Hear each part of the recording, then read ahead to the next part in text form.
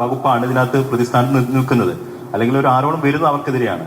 പക്ഷെ താങ്കൾ അവരെ പൂർണ്ണമായിട്ടും വെള്ളപൂശുന്ന നിലപാടാണ് ഇവിടെ എടുക്കുന്നത്. അതുകൊണ്ടാണ് ഒരു വ്യക്തതയ്ക്ക് വേണ്ടിയാണ് ചോദിക്കുന്നത്. ഇല്ല, അന്ന് അദ്ദേഹം വന്നു, രാത്രി വെളുപ്പിന് 6-7 മണിയായപ്പോ വന്നു, 7-8 മണിയായപ്പോ പൂക്കറ്റിൽ നിന്ന് വന്നപ്പോൾ ഏതോ ഒരു ചാനൽക്കാർ, അത് രാത്രി മുഴുവനും ചാനലുകാരുണ്ടായിരുന്നു. അവർ ചോദിച്ചപ്പോ റീമ ഫൈസ പുള്ളി പറഞ്ഞു ഇതാണ് ഇന്ന ആൾക്കാരാണ് ഉപദ്രവിച്ചതെന്ന് പറഞ്ഞു. പക്ഷെ പുള്ളിക്ക് അതിന്റെ ഡെപ്ത് അറിയില്ലല്ലോ അദ്ദേഹത്തിന്.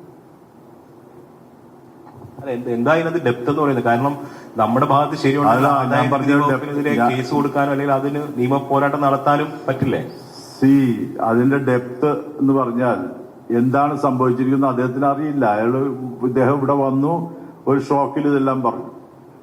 ഷോക്കിലോട്ട് TV-ക്കാർ ചോദിച്ചോ പറഞ്ഞു. ഞാനൊരു എയർപോർട്ടിൽ വെച്ച് ഇതുമായിട്ട് എന്നോട് പല മാധ്യമക്കാരും ഞാൻ ഇതുമായിട്ട് ഒന്നും കമന്റ് പറയാനോ ഒരാൾക്ക് ഫേസ് കൊടുക്കാനോ നിന്നില്ല. കാരണം ഇതെല്ലാം അണ്ടർ ഇൻവെസ്റ്റിഗേഷൻ വരുന്ന കാര്യങ്ങളാണ്. നമ്മളത് പറയേണ്ട കാര്യമില്ല, അത്രേ ഉള്ളൂ. അതിപ്പോ മീഡിയ ആയാലും എന്തായാലും നമ്മൾ നമ്മളുടേതായ ഒരു സിറ്റിസൺ എന്ന നിലയിൽ നമ്മൾ നമ്മുടെ കാര്യങ്ങൾ ചെയ്യുക. അതിൻ്റെ അകത്ത് വേറെ ഒന്നും തന്നെ ഇല്ലെന്നുള്ള സത്യം.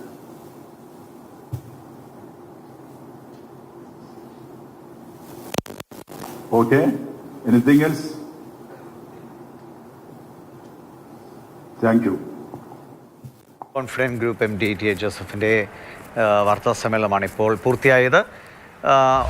അന്വേഷണ ഏജൻസികൾ, ഇൻകം ടാക്സിൻ്റെ അടക്കമുള്ള ഏജൻസികളോട് വളരെ അവരെ നല്ല നിലയിൽ തന്നെയാണ് കമ്പനിയുമായി സഹകരിച്ചിരുന്നത്. ഈ അന്വേഷണവുമായി ബന്ധപ്പെട്ട നല്ല രീതിയിലാണ് കാര്യങ്ങൾ മുന്നോട്ട് പോയത് എന്നാണ്. ആദ്യം നമുക്കറിയാം സിജറോയുടെ മരണത്തിന് പിന്നാലെ ഏജൻസികളുടെ സമ്മർദ്ദമോ എന്ന നിലയിലൊക്കെ ഒരു വാദങ്ങൾ വന്നിരുന്നെങ്കിലും അതൊക്കെ ഇപ്പോൾ അദ്ദേഹം തള്ളിക്കളയാണ്. അങ്ങനെ ഒരു തരത്തിലുള്ള പ്രശ്നങ്ങളും ഉണ്ടായിരുന്നില്ല. അന്വേഷണത്തോടൊക്കെ പൂർണ്ണമായി സഹകരിച്ചു, വിവരങ്ങളൊക്കെ കൃത്യമായി കൈമാറിയിരുന്നു.